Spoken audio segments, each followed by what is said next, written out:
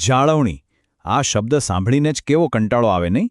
પણ જરા વિચારો, જો આ કોઈ કામ નહીં પણ એક લડાઈ હોય તો? નિષ્ફળતા સામેની એક નિર્ણાયક લડાઈ.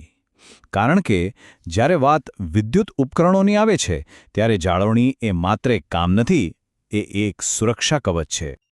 તો ચાલો આ વાતને જરા ઊંડાણથી સમજીએ. ક્યારે એવું બન્યું છે કે કોઈ બહુ જ જરૂરી મશીન અચાનક બંધ પડી ગયું અને બધું કામ અટકી ગયું? આખરે આવું કેમ થાય છે? શું છે આની પાછળનું સૌથી મોટું કારણ? જવાબ જાણીને કદાચ નવાઈ લાગશે, કારણ કે એ કોઈ મોટી ટેકનિકલ ખામી નથી. ના, એ ખરાબ નસીબ પણ નથી.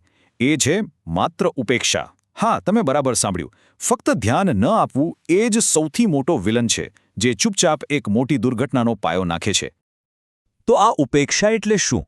એના કયા કયા ચહેરા છે?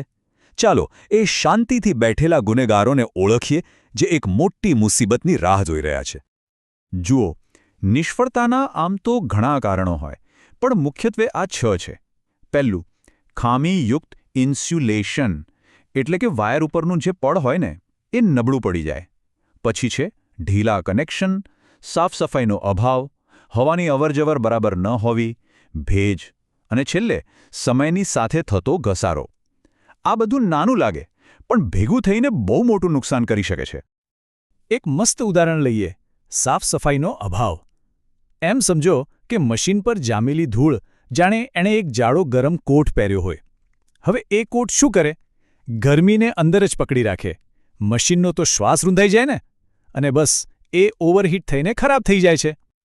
અહીં જુઓ, આ ટેબલ બધું સ્પષ્ટ કરી દે છે. નાની ભૂલ અને એનું મોટું પરિણામ. જેમ કે જરાક ભેજ આવ્યો તો શોર્ટ સર્કિટ થઈ શકે છે. એક નાનું કનેક્શન ઢીલું રહી ગયું તો આગ લાગવાનો ભય રહે છે. અને સામાન્ય ઘસારો, એને જો નજરઅંદાજ કર્યો તો કોઈ ગંભીર અકસ્માત પણ થઈ શકે છે. એટલે કે જોખમ ખરેખર બહુ મોટું છે. તો સવાલ એ છે કે આ બધા છુપાયેલા દુશ્મનોથી બચવું કઈ રીતે? એનો જવાબ છે એક મજબૂત સંરક્ષણ યોજના, જેને આપણે કહીશું જાળવણીની એક પરફેક્ટ બ્લુપ્રિન્ટ. પણ યાદ રાખજો, એક સારી મેન્ટેનન્સ પ્લાન એવી નથી કે જે બધા માટે સરખી હોય. દરેક મશીન અલગ હોય, એની કામ કરવાની જગ્યા અલગ હોય. એટલે પ્લાન બનાવવા માટે એ મશીન અને એની આસપાસની પરિસ્થિતિને બરાબર સમજવી પડે. આ બ્લુપ્રિન્ટ બનાવવી અઘરી નથી. બસ 3 સ્ટેપ્સ યાદ રાખવાના છે. પહેલું, મશીનને ઓળખો. બીજું, એ જે વાતાવરણમાં કામ કરે છે એને જાણો.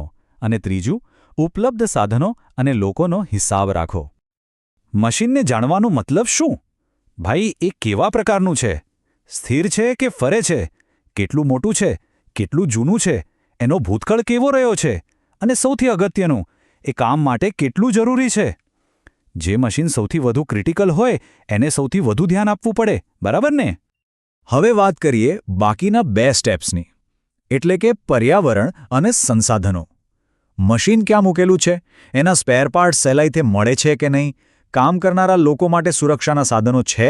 અને એ કામ કરવા માટે કુશળ માણસો છે?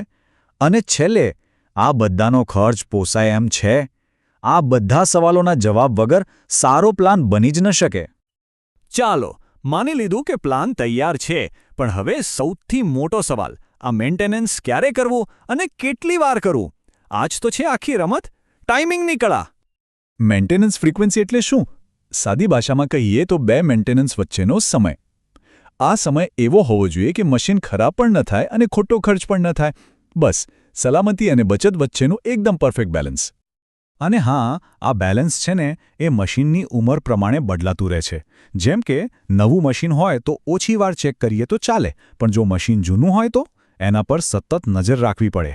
અને એક વાત ખાસ યાદ રાખવા જેવી છે, જૂના મશીનને ખાલી વધુ મેન્ટેનન્સ નથી જોઈતું, એને એક નવા અને વધુ કડક પ્લાનની જરૂર પડે છે, કેમ કે એના ફેલ થવાનો ચાન્સ વધી ગયો હોય છે. આ બધી વાત પરથી એક બાબત તો સ્પષ્ટ છે. હવે સમય આવી ગયો છે કે જાળવણીને એક ખર્ચા તરીકે જોવાનું બંધ કરીએ. તો પછી એને શું સમજવું? એક રોકાણ? એક બહુ જ સરસ વાત છે કે અધૂરી જાળવણીનો ખર્ચ પૂરી જાળવણી કરતાં હંમેશા વધારે હોય છે.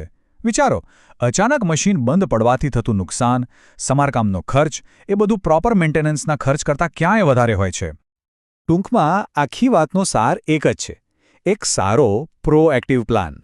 બસ આ એક જ વસ્તુ છે જે નક્કી કરે છે કે કામ ભરોસાપાત્ર રીતે ચાલશે કે પછી કોઈ મોટી મુસીબતમાં ફસાઈ જશે. આ ખાલી મશીન ચલાવવાની વાત નથી, આ આખા ઓપરેશનને સલામત રાખવાની વાત છે. તો છેલ્લે એક સવાલ વિચારવા જેવો છે.